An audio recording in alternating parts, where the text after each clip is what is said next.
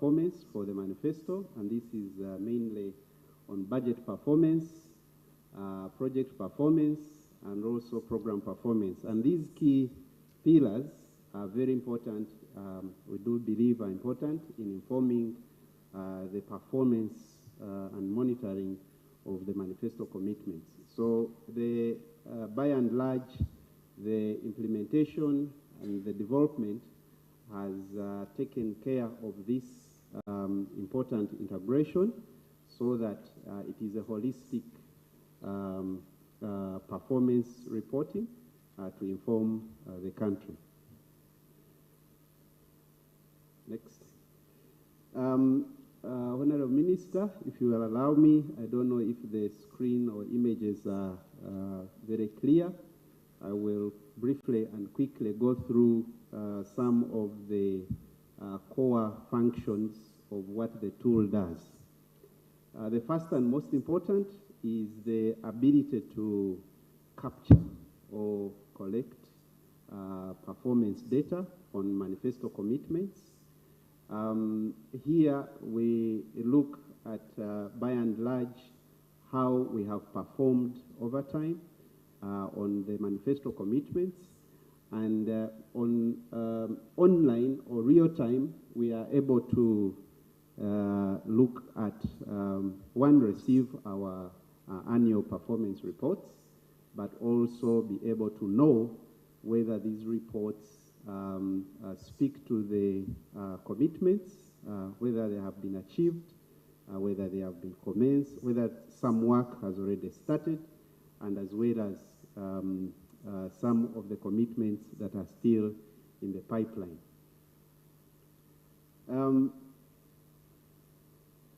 Next.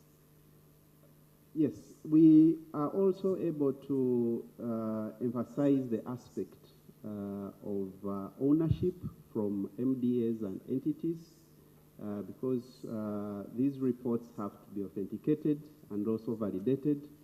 So our accounting officers will have a window or a platform where they are able to look at the report and also approve it for purposes of presentation and also for purposes of validation. So that has also been taken care of. These reports that are online, they are also not meant to stay online. They are meant to be used for our policy analysis, decision making, and also in terms of reporting in other fora. So they can be downloaded or picked copies from the online system and also shared in other forums from the system. All our focal point persons, accounting officers from MDS, but also any other person interested in getting copies of this will get access to the system and can pick this data for purposes of analysis and also looking at performance of our manifesto. Honorable Minister, some of the impressions of the kinds of the analysis from the system are being displayed on the screens. One of them is we are able to quickly look at how we are performing in each of our thematic areas, looking at how we have achieved, in which areas we have achieved, how we are progressing by those thematic areas. And in each of the thematic areas, of course, we are able to look at each commitment and how we have performed over time on this commitment.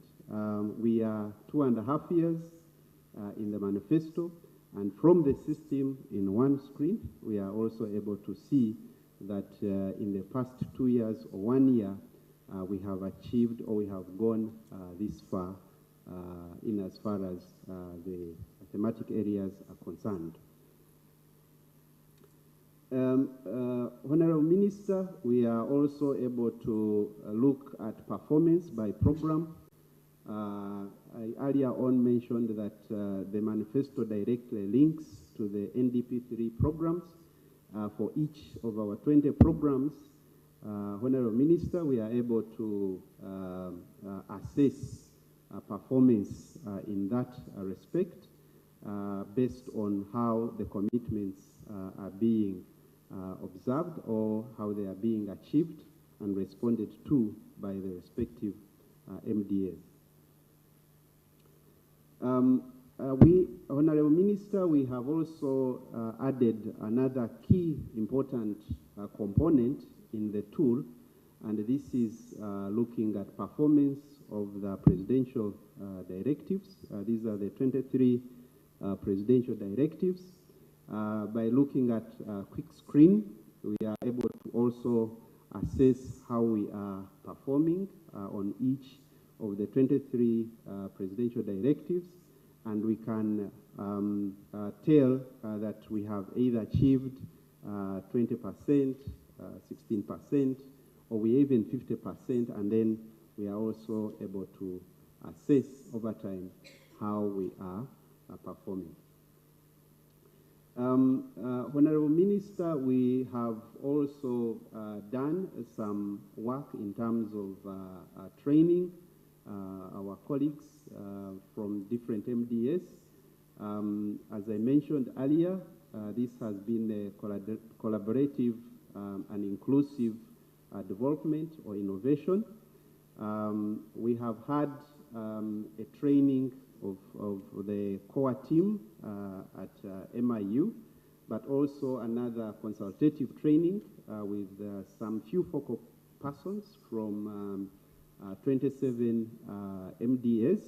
We hope to scale up this list so that it's a bit more comprehensive for colleagues who have not had the opportunity to be trained. We do think that in the near future, Honorable Minister, we plan to have another onboarding training session, but also plan to continue to enhance and support the system in other areas where we want to make it more useful to help us monitor and report on progress of the manifesto implementation. I want to thank you very much, Honorable Minister, for the opportunity to make this presentation for God and my country.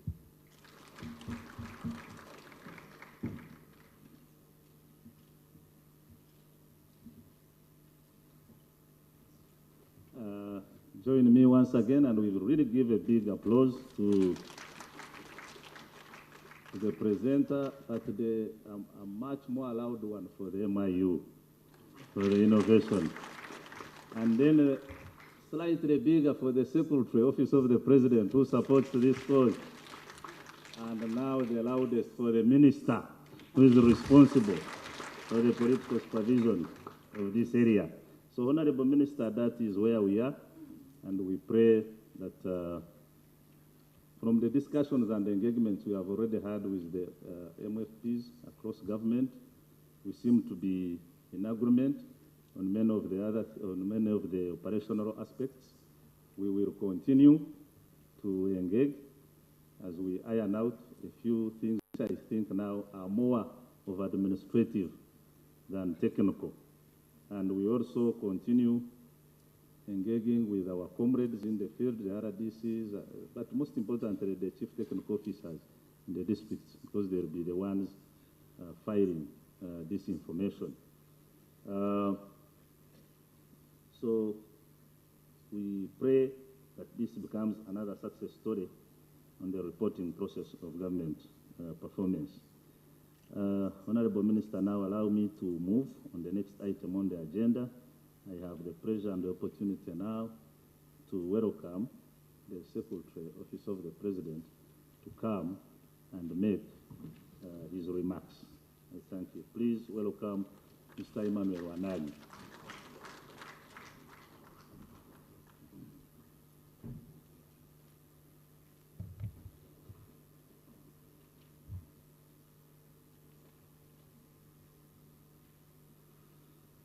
the Honorable Minister for the Presidency,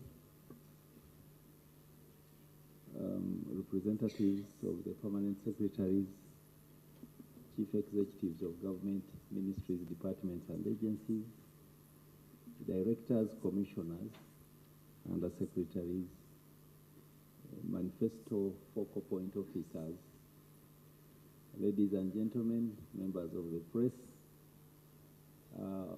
first and foremost, allow me convey an apology on behalf of the Secretary Office of the President, the substantive one.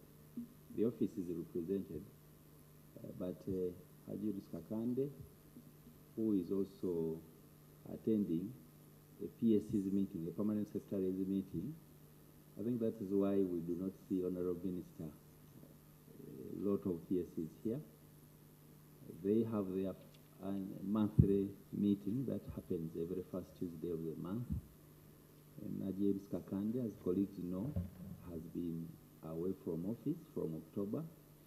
And this is his first meeting. He has also a presentation in that meeting touching on another very important subject on the intelligent transport monitoring system. So that is why those who know him by intent and looks isn't me, but the office is represented. So, Honorable Minister and our guests, allow me extend a warm welcome to all of you that have honored this meeting. Like the director has said, the Office of the President, through the Manifesto Implementation Unit, is undertaking a midterm review of the Manifesto 2021-2026 to ascertain progress that we have jointly made with you in attaining the commitments for which the first citizen of this land set out to deliver to the citizens of this country.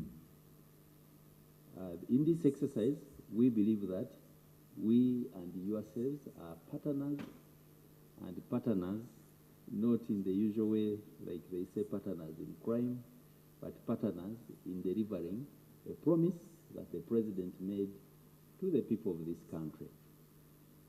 A few weeks ago, I happened to be in Nairobi. The citizen of the country in Kenya is called a Wanjiku. Now, where there is Wanjiku in Nairobi, you are at liberty to put there via Ruhanga, Mukasa, Okero, or whatever name comes to you from your community. So it is that citizen that convenes us this morning, and the promises or the commitment that the first citizen made to that person. Because the intent of every party is to retain power, really. So how you will retain it, some will retain it brutally, but others will use the brain. We choose to use the brain, and that's why we're here. Colleagues, I'm informed that the objectives of this review are to assess the extent of the progress we've made towards the achievement of the manifesto theme, objectives, key result areas, that is tagged to the programmatic approach to the budgeting outlook that this country pursues. We're also here to assess the extent to which the manifesto has been adapted in guiding national policy and the strategic framework for our country. We're also here to assess the efficiency gains we've realized through the first 2.5 years that we've been there, and especially mirror or twin it to the government-wide programmatic approach to reporting and budgeting. Colleagues, the findings from the midterm review of the manifesto will therefore provide us an opportunity, an invaluable chance to demonstrate how far we have gone to live to the aspirations of the Wanjiku in Nairobi, because we are regional, to the Mukasa in Kampala. And I don't have Tanzanian names, but some of you may have them. So put a Tanzanian name there, or a Rwandese name, or a Burundian name there. We're very regional. So the midterm review will intend to generate a midterm report that will be structured along the thematic areas of our manifesto. And these we all know, but allow me for the sake of those that may wish to recap them. 1, creating jobs and wealth for all. delivering education, health and water, ensuring justice and equity, protecting life and property, and achieving economic and political integration. It is therefore the request of the Secretary Office of the President that all of us here, representatives of ministries, departments, agencies, and local governments, support this exercise and provide the required information along the thematic areas. Friends, we have also been treated to a highlight of the Manifesto online reporting tool. Allow me commend the multi-agency outlook and the multidisciplinary approach which the presenter read out. We've had their footprints of NPA there, their footprints of NITAU, the Office of the President. We know the Minister of Finance is there. We commend you for living to the concept of the whole of government approach.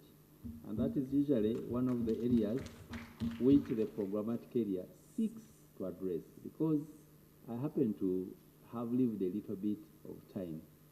When I joined the government 22 years ago, we had the sector-wide approach to budgeting. But one of the weak areas was the element of siloism. So you have Ministry of Defense, and what they do is the Ministry of Defense. Even when you meet and have traveled to a cross-border meeting, say with the Congolese, and you discover that there is a lot of business that you join together, when you come home, they will say, this is our turf, this is our mandate. Director, we thank you for skipping beyond that and delivering that tool. And of course, our sales colleagues and our minister. So, colleagues, we know that this tool, which we have just got a preview this morning, should constitute a lot of ground to sort out problems. There are times, for example, that our political leaders, really recently, the last time we appeared for matters arising in Cabinet has asked our minister, the Minister for Presidency, to submit a status report on the 23 strategic directives. She has written, the PS has written, but out of the 65 agencies that are responsible to give us data, we've only seen data from no more than 23. So if you do a quick computation, you discover that is a performance of below 40%. But you see, when Honorable Balanda will be in the Cabinet presenting the status report, her colleagues will come to her and say, but we submitted. And then she will ask them, where is the evidence? They'll say, our technical people submitted. Now, with this tool, we will be very vindicated, because you will now go there, enter data. It will have a real-time mechanism to report when you entered, when you edited, and what kind of data you entered, such that when Honorable Valanda must present a status report every 6 months on the 23 strategic directives, she does not need to run after you. The system will say, individual XY, agency Y or Z did not report, and it will be there. So we thank the team that has brought us that far. Colleagues, I do not want to appear like the proverbial in-law that went ahead to collect the bride and spoke the entire day until the people who were to give the bride were carried off to sleep. Allow me at this point to close my own submission by inviting our only and only yellow professor, Professor Ephraim Kamuntu, to in turn invite our minister to share with us her wisdom. Thank you, colleagues, and hope to see you again.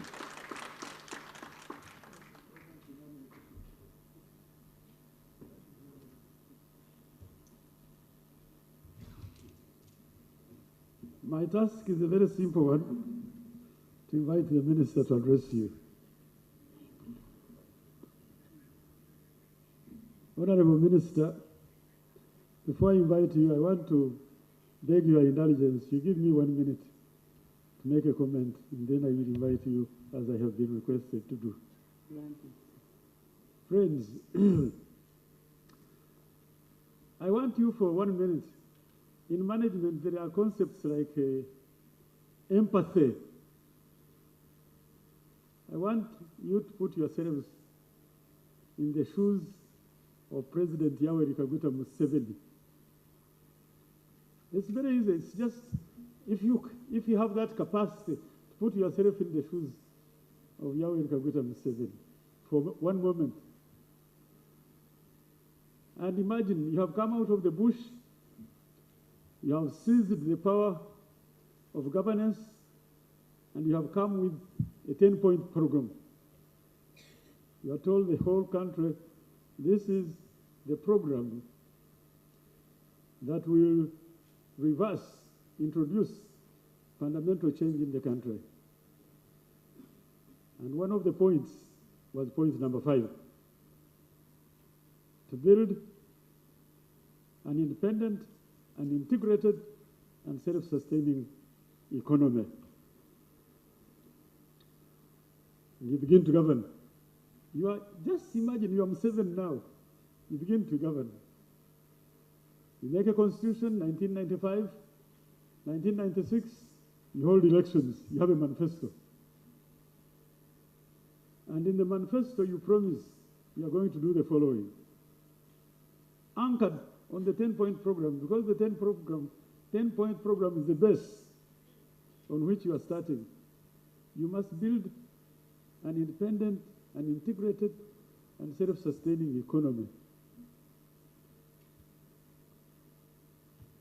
1996, you go 2001, yes, people look at what you promised, they think you did a good job, they return you. Still you are anchored on the 10-point program. 2001, 2016, you have a manifesto, they look back, yes, you have done very well, they return you. You come 2021, the one we are on right now.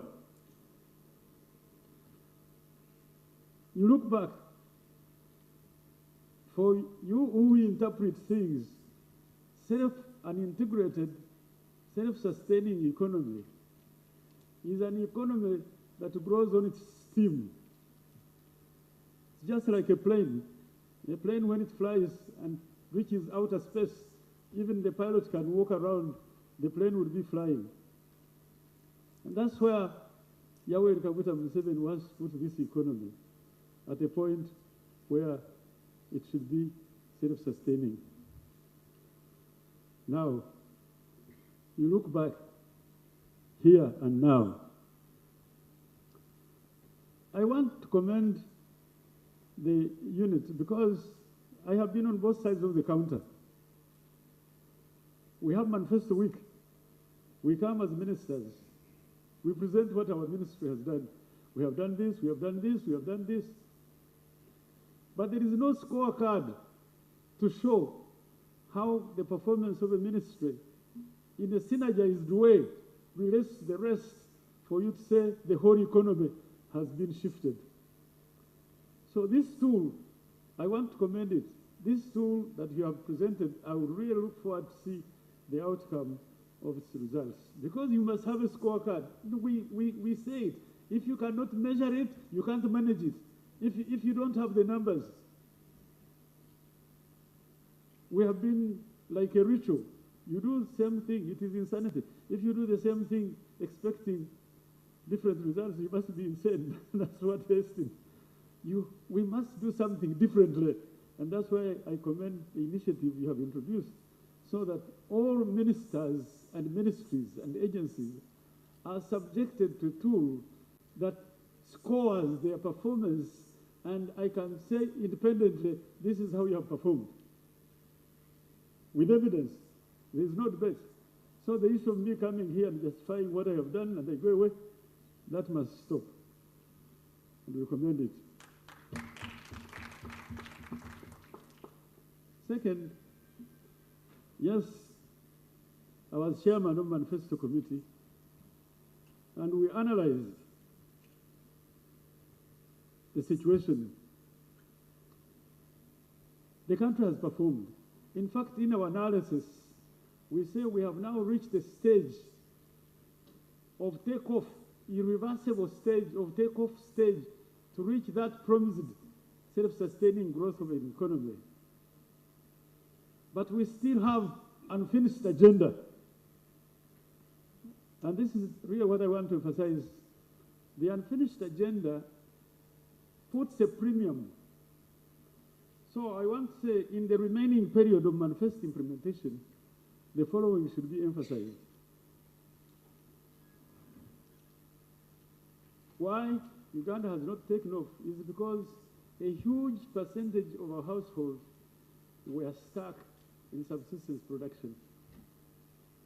Consequently, this parish development model is really intended. Just relate it. You see, you are just taking off, but there is this baggage which is holding you back, and that baggage is because a huge population, a huge household, a huge portion of your population is stuck. They don't have income. I'm not really playing games. You have a huge baggage holding you back. For the economy to take off, that baggage must be lifted out of subsistence production. It must move out of subsistence and move into money economy. And the tool to do it is parish development model. So as you come to analyze the performance of Manifesto, the focus must be put on how this parish development model is performing. In fact, I can even bet, if the rest being constant, and the constant I want to hold is, you must hold security, peace, and stability. This is, this you must hold it for the rest to be done. This, there is no compromise. Security, peace, and stability must be held constant. And our effort now must focus on how this parish development model as a vehicle, thank you very much for the word you have used, the vehicle that is going to drive all these 39% Uganda's household in subsistence, lift them out. And Uganda will be self-sustaining up in the skies. It will take off. The irreversible stage of takeoff is almost now.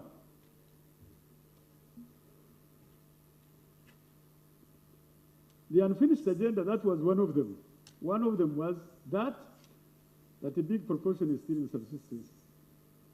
The second one is unemployment for youth. I have seen leadership here. We are, every time, either whether I'm in the office or even I'm at home, if I tabulate the people who come to see me, the greatest number are people looking for jobs, young people. I know I have a difference with some of my colleagues. Every time you go to the airport and you see those young people under externalization of labor, going to look for jobs. Can you imagine you just go on the plane, you don't know where you're going for externalization of labor. To train your people to work outside is not commendable. I don't want to use the term. This is a controversial. Externalization of labor is a huge debate, but that externalization is only because we don't have enough jobs to offer to our people. And this must be reversed. We must provide jobs for our young people. You can't train your people to go to work outside when you have a challenge here. It is being addressed because it is structural. The structure being you have a lot of jobs to be done, but the skills you teach in school don't match the jobs demanded in the market. That must shift. So this skilling is accurate, is proper, is spot on, but we must do everything. So your analysis must show to what extent Uganda is meeting the employment requirements of its people. That was one of the unfinished agenda items in the manifesto. There are a number of them, but I add only two which are so critical. The third one is high cost of power. You don't need to be a rocket economist. Power supply is a fundamental force in transformation. You cannot transform this economy if your cost of power is expensive. it means your products cannot be competitive. And you can't address the issue of import substitution. You can't address the issue of export promotion because everything hinges on how cheap your power is. All these industrial packs are going to make meaning only if the cost of power is cheap. And the president has put a target. So yours is clear. To what extent is our power moving towards the cost of 5% per unit American cents? This is the aim the president has put in strategic guidelines he has given to the cabinet. So your evaluation, power and cost of capital. The cost of capital is how expensive, if you borrow, how much you pay. Investment is dependent on having affordable capital. Look, I can go on. My job was to call you Honorable Minister. But as I conclude, Uganda has reached irreversible takeoff stage, and Ugandans must make sure, must have a secure future, and one way to do it is to have a measurable tool that shows the progress you are making towards takeoff stage. That's why I commend you, Willis Bashasha and your colleagues, for coming up with this tool. We are really looking forward to it. Mid-term, remaining period, we must achieve this one. I started with putting yourself, I'm sure President Yoweri Kaguta Museveni would feel very pleased if it is established that Uganda is a middle-income country. That is a takeoff, that is a self-sustaining stage promised 1986. Now I'm going to call the minister. I and the minister, we have had a long professional relations.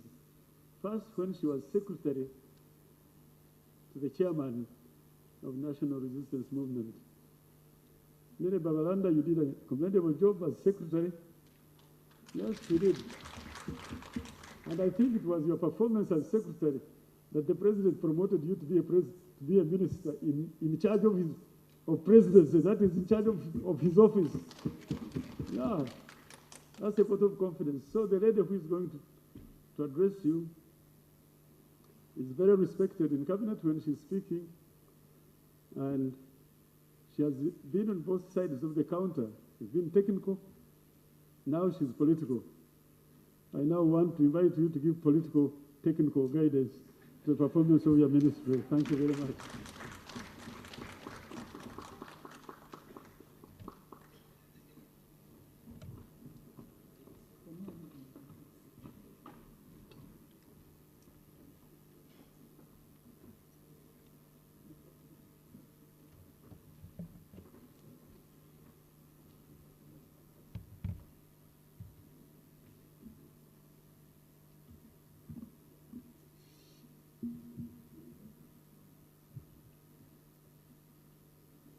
The Honorable Senior Presidential Advisor, Professor Kamuntu, Mr. Walani, representing our Secretary, Office of the President, Permanent Secretaries present, if any, the Director, Manifesto Implementation Unit, and heads of agencies, local government leaders, together with the RDCs and other leaders representing various regions, the media fraternity, ladies and gentlemen, good morning. I welcome you all to this meeting, and I wish to extend to you greetings from His Excellency, the President of the Republic of Uganda and National Chairman of the mighty party NRM, retired General Yoweri Kaguta Museveni, and Mama, the First Lady and Minister of Education and Sports, Mama Janet Kataha Museveni. I appreciate you for having honored our invitation. Today, we convene to kickstart a landmark event of undertaking a midterm review of the Manifesto 2021-2026. This will entail identifying the progress that government has made in delivery of the Manifesto commitments, the strategies to consolidate the commitments achieved, and the efforts to be made in addressing the identified implementation challenges. The Office of the President, through the Manifesto Implementation Unit, has been undertaking regular monitoring of the level of implementation of the commitments. By the end of the second year of implementation, government had achieved over 20% of the commitments. The following are some of the key highlights of these achievements. A, the country has generally continued to enjoy peace from border to border, with the exception of the Karamoja region, where incidents of cattle rustling have been registered. B, government has undertaken deliberate measures to revive the economy. In the financial year 2022-2023, the economy grew by 5.5%, which was an improvement from the 4.6% and 3.5% registered in the year 2021-2022 and 2020-2021, respectively. This has seen formal jobs increase by 3.03% from 1,380,972 employees in 2020-2021 to 1,422,857 employees in 2021-2022. C, under the Presidential Initiative on Skilling the Youths in Uganda, 12 of 19 industrial hubs in Mubende, Chenjojo, Barara, Bale, Kwen, Napak, Kayunga, Masindi, Gulu, Zombo, Kasese, and Villa were launched, from which 2,650 learners graduated. All the planned 10,506 parishes have received over 100 million under the parish development model, and over shillings 390 billion has been dispersed under the Emyoga program. As of today, 205, 710 parish-based associations and 6,748 Emyoga circles have been mobilized. Government has completed the construction of 102 new secondary schools and 612 staff houses for the teachers. Government increased the number of health center frees from 1,165 in 2018-2019 to 1,536 in 2022-2023 within 340 sub-counties. Access to safe and clean water has also increased in various parts of the country. Up to 70% of the current population of Ugandans, for example, 33,180,420 people have access to safe and clean water. The data shows that 68% of Ugandans in the rural areas and 71.6% in the urban areas have access to clean and safe water services. A total of 49,102 villages out of 70,512, representing 70%, have access to at least one safe water source. The average case filing rate increased by 2.8 through the introduction of technology backed up with video conferencing in various courts, namely Supreme Court, Court of Appeal, and 11 High Court circuits. Courts recorded an overall decrease in case backlog from 32% to 26%. A total of Uganda shillings 1.918 billion has been disbursed and 6,063 youth enterprises have been supported in the last 2 years under Youth Venture Capital Fund, which is worth Uganda shilling 22.8 billion. The program has provided employment to an estimated 12,126 youth. Also, a total of Uganda shilling 25.15 billion has been disbursed to 3,544 women groups, covering 30,142 beneficiaries supported by the Women Enterprise Fund and UEP.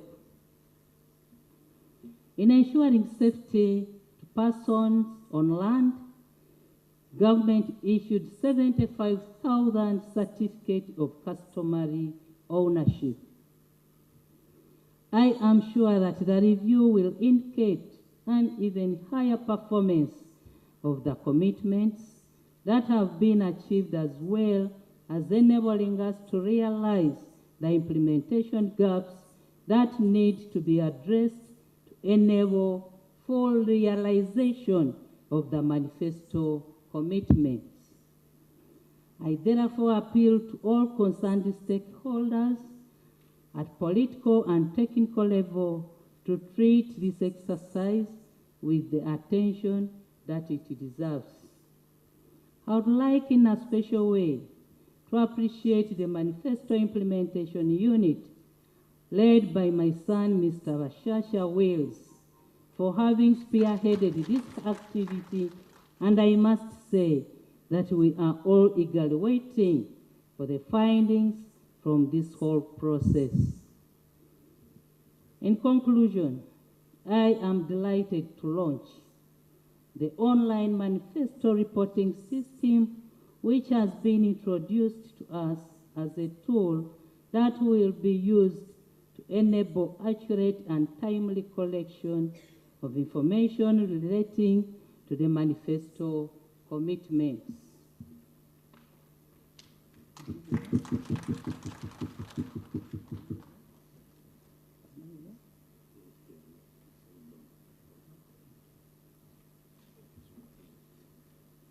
It is therefore my singular honor to launch this manifesto reporting tool.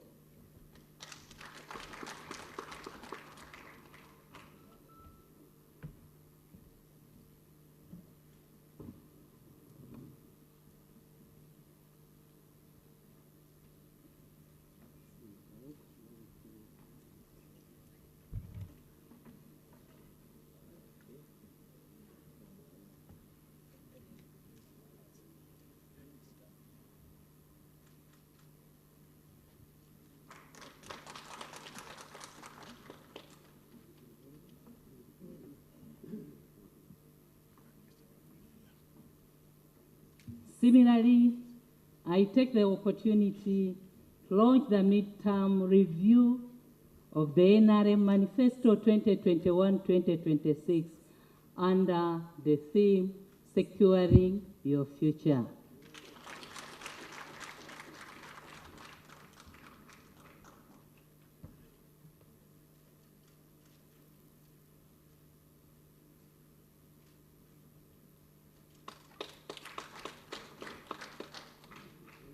Thank you for your kind attention for God and my country.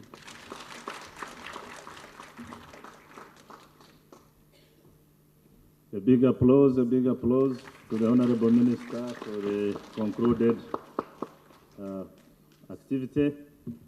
So we can now confidently say that the integrated system has been officially launched and the MTR for the Manifesto 2021-2026 has equally been launched.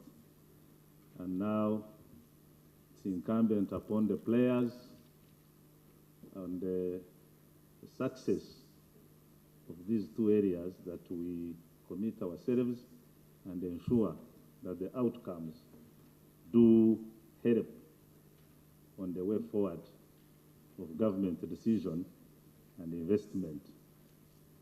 On behalf of the Manifesto Implementation Unit, once again, allow me to thank you, Honorable Minister. I know you are very busy, for sparing time to come and launch these activities under your political supervision.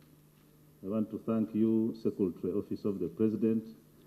I know even when the substantive one is not here, even getting you was also another issue because you had to go and chair our planning session, which is supposed to determine our agenda, our BFP agenda in the next financial years. But we thank you for the commitment.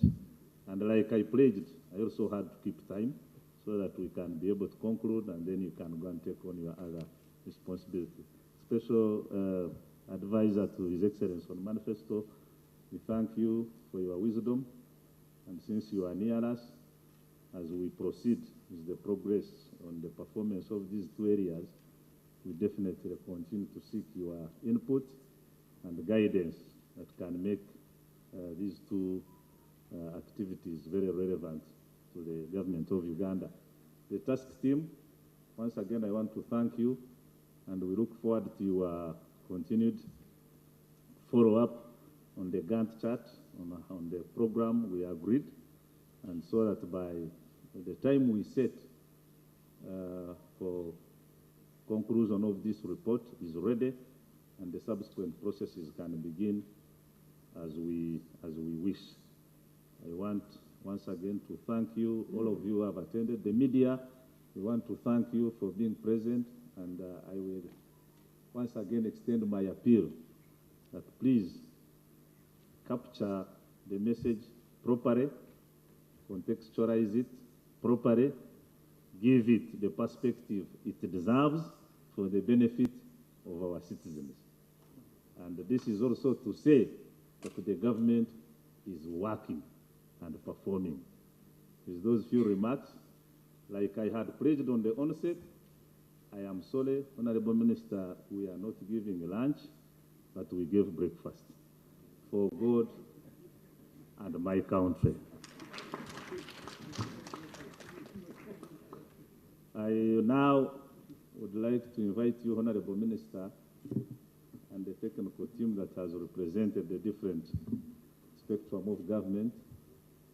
I seek your indulgence that you allow us to have a photo opportunity with you, and it can be part of the memories of our time in service of this country. I thank you. For the rest of the arrangements, Gloria is there. She will take care of you. For the media, Mr. Najib, come here.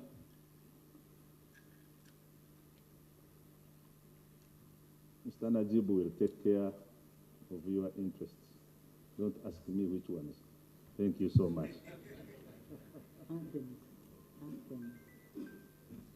Can you raise for the anthems, please, as we conclude? Thank you.